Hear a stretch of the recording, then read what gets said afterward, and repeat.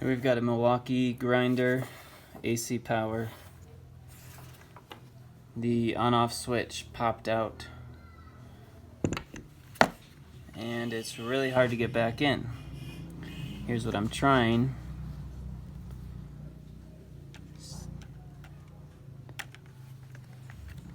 To get this piece pulled up. But once you pull it up, it has to be something small enough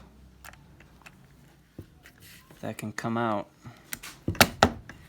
after you put the switch in and get that lever to hook onto this hook.